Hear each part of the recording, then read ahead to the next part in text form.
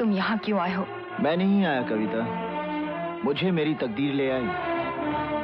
मुझे तो ये बताया गया था कि तुम... ठीक सुना तुमने, मैं तुम्हारे लिए मर चुकी हूँ और तुम मेरे लिए।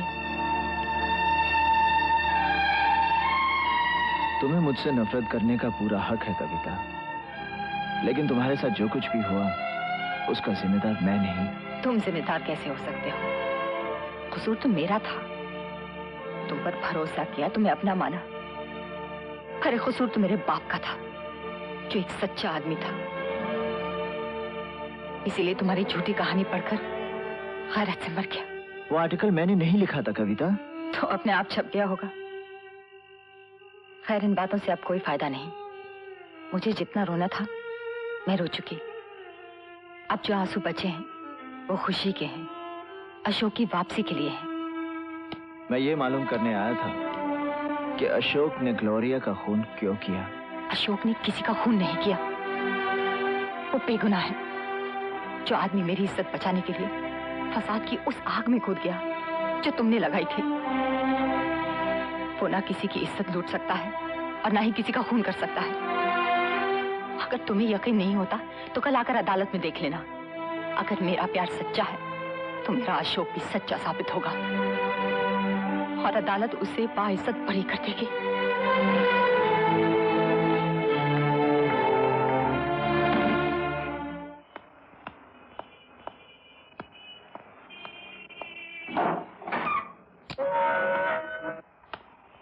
चल रहे हो?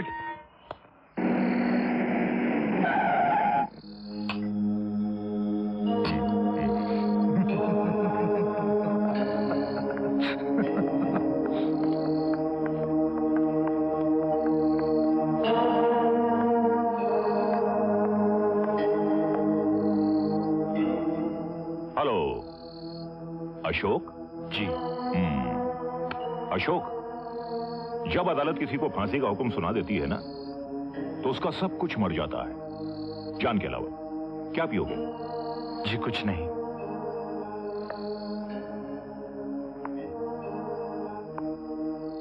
और मेरे ऑफर को ठुकराने का मतलब है कि तुम सचमुच अंदर से मर चुके हो। I am sure. आपने मुझे कुछ पिलाने के लिए यहां नहीं बुलाया है। You are right. अगर पीना चाहो तो चाय है, अगर जीना चाहो तो उपाय है। मैं चाहूं तो तुम्हारी जान बचा सकता हूं, तुम्हारी मदद कर सकता हूं।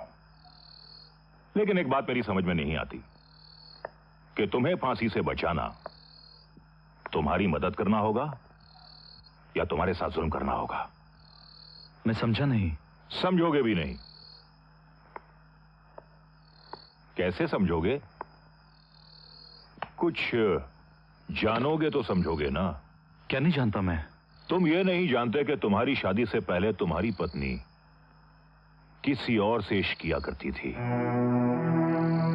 तुम ये भी नहीं जानते कि तुम्हारे बेटे को उसी शख्स से कहानियां सुनना बहुत अच्छा लगता है। तुम ये नहीं जानते कि तुम्हारे ही घर में तुम्हारी पत्नी उस शख्स की मौजूदगी बहुत पसंद करती है। और क्यों ना करे, तुम्हारी पत्नी जवान है, खूबसूरत है, जरूरतमंद है। अब ऐसे घर में, ऐसे हालात में, ऐसे परिवार में तुम कैसे जियोगे? अदालत की फांसी तो तुम्हें सिर्फ एक बार मारेगी, लेकिन अगर मैं तुम्हारी मदद भी करूं और तुम जीने का फैसला कर लो तो एक दिन में पता नहीं तुम कितनी कितनी बार मरोगे। मेरी बात का यकीन नहीं आ रहा है। हो सकता है मैं झूठ बोल रहा हूं, लेकिन ये तस्वीरें झूठी नहीं हैं।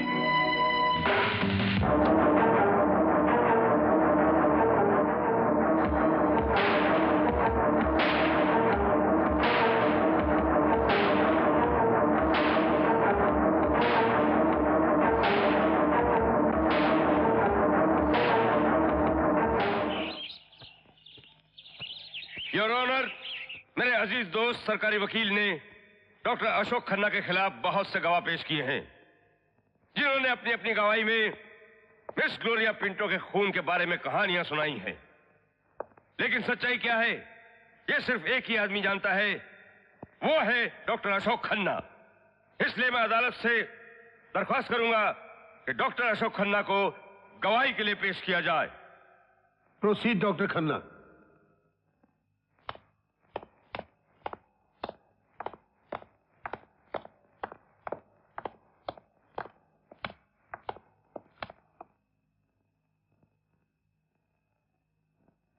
योर ऑनर, सरकारी वकील साहब ने जो कुछ कहा है बिल्कुल सच कहा है।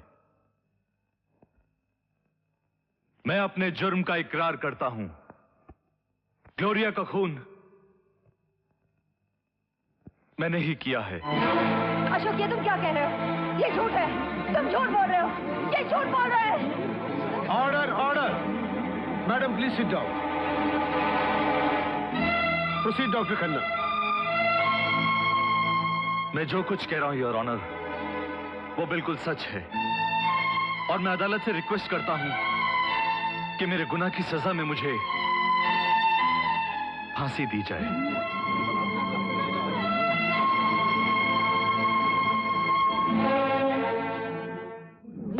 Order order. अदालत 3 बजे तक मुलतवी की जाती है। हेलो। पाटिल साहब को फोन दो। हाँ बाबा बोलो। पाटिल साहब, डॉक्टर अशोक खन्ना ने अपने जुर्म का इकरार कर लिया है।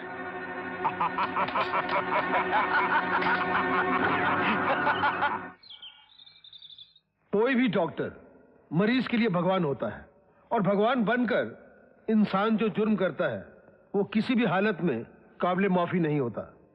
क्योंकि मुजरिम ने इकबाल जुर्म किया है, इसलिए यह अदालत डॉक्टर अशोक खन्ना को मिस ग्लोरिया के कत्ल के जुर्म में सजाए मौत का हुक्म देती है।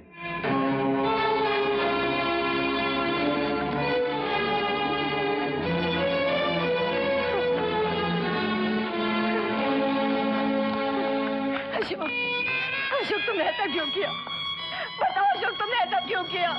क्यों किया? किसने मजबूर किया तुम्हें इतना बड़ा झूठ बोलने के लिए? मेरा नहीं तो कम से कम अपने बेटे के बारे में तो सोचो। अब इस ढोंग की कोई जरूरत नहीं है कविता। हा? तुम्हें जो चाहिए था वो तुम्हें मिल चुका है। क्या? ये क्या क्या कह के और फरेब मत दो मुझे कविता। इतनी भोली मत बनो। मुझे तुम दोनों की असलियत मालूम हो चुकी है। कैसी असलियत? कैसी बददिमाग बातें कर रहे हो तुम एक ऐसी औरत पर इल्जाम लगा रहे हो जिसकी पवित्रता की सौगंध ली जा सकती है। मैं जानता हूं तुम बेकसूर हो, क्यों आत्महत्या कर रहे हो? किसने भड़काया तुम्हें? नाटक मत करो मिस्टर रवि सोनी। जाओ, मैं तुम्हें मुक्त करता हूं, मैं तुम्हें आजाद करता हूं कविता। मेरे जीते जी तुम दोनों ऐश करो। मेरे मरने का इंतजार मत करो, मत करो।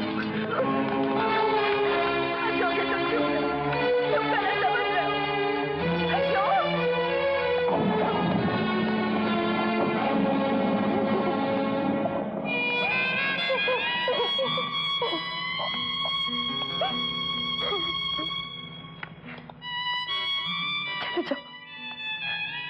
चले जाओ।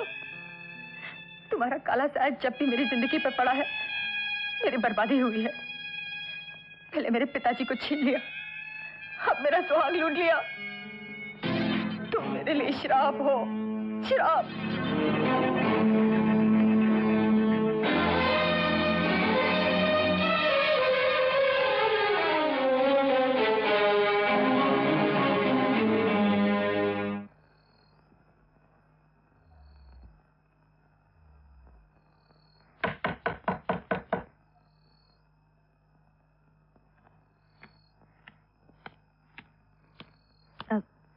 हेलो जी, मैं रवि का बैग लेने आई हूँ। आइए आइए, अंदर नहीं, आइए। यहीं पे ठीक हूँ। मुझ जैसी औरतें किसी भी घर के दरवाजे तक ही अच्छी है, अंदर नहीं।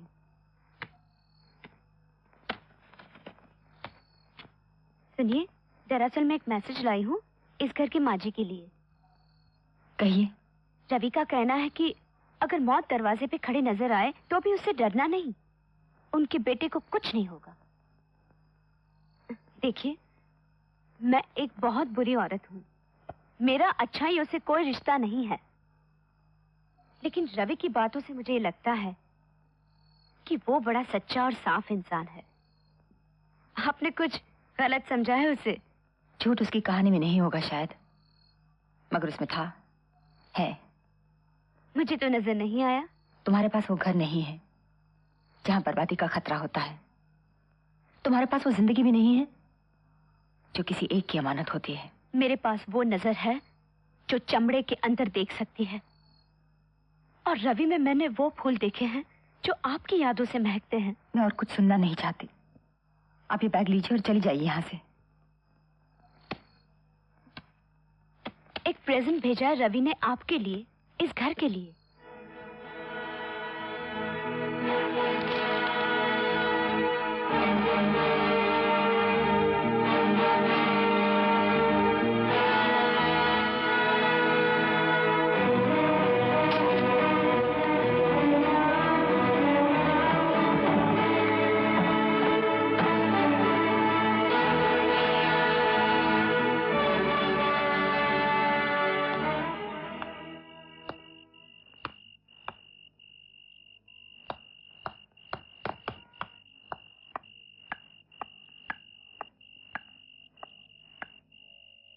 सब ठीक था?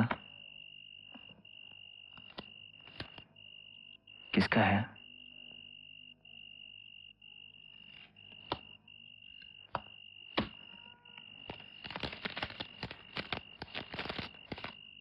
अंकल, मेरे पापा वापस ला दो।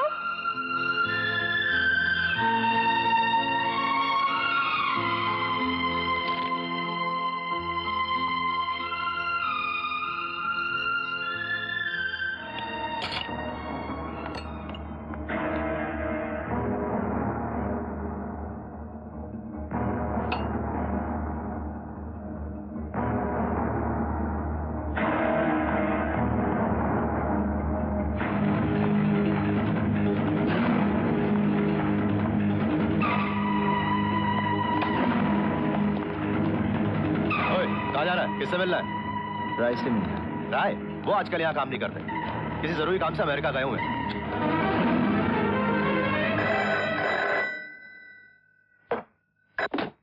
Hello hello hello.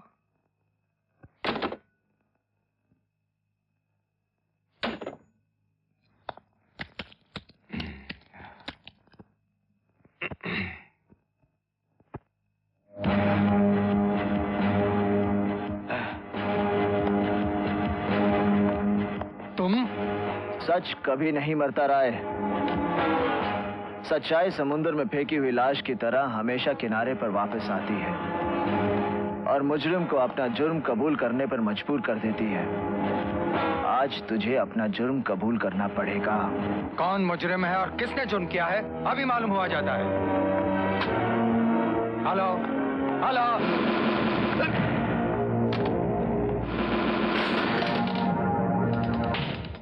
आज से 5 साल पहले तूने इस राइटर की उंगलियों का कमाल देखा था। आज इन 5 उंगलियों की ताकत देख।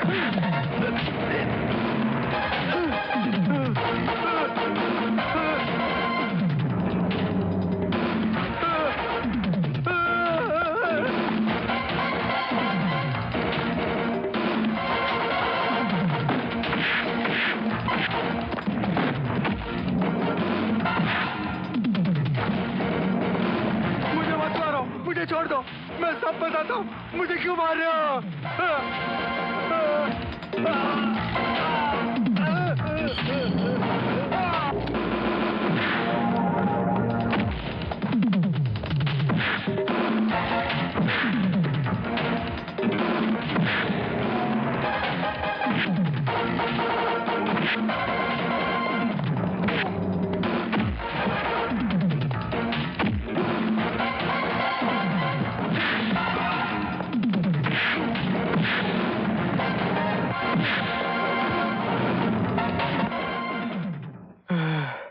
अब बोल।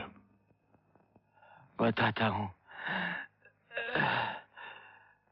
मैंने जो कुछ भी किया रामा पाटिल के हुक्म से किया।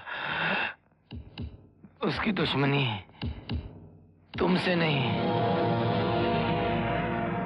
महेंद्र सिंह से थी। उसने तुम्हें मोहरा बनाकर महेंद्र सिंह पर वार किया। सारी करतूतों का जिम्मेदार रामा पाटिल है। रामा पाटिल?